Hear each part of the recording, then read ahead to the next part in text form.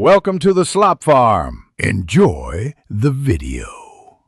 In this video, I will explain how to make probiotic fermented rice, updated. Soak 2 cups of short grain rice for 8 hours, rinse thoroughly, cool to room temperature, mix in 2 tablespoons of probiotic powder, transfer to a clean jar, and ferment at 30 degrees C for 24 to 48 hours. Taste daily, stop when pleasantly tangy, then refrigerate and enjoy within 1 week for best probiotic activity. Let's get cooking together. Start with perfectly soaked rice, then spread it out to cool so the probiotics won't be damaged by heat.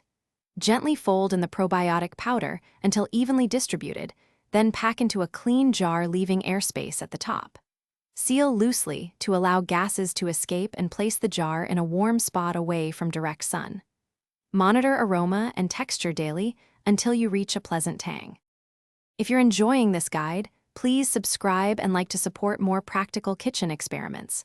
Quick recommendation: the new Kindle Paperwhite is great for following recipes and reading while your rice ferments, and it's compact for kitchen counters. Check the description for the link and other deals on products mentioned and helpful tools. Thanks for the support, it really helps the channel grow. Now let's get back to the video. Always trust your senses. A sharp, rotten smell or fuzzy mold means toss the batch.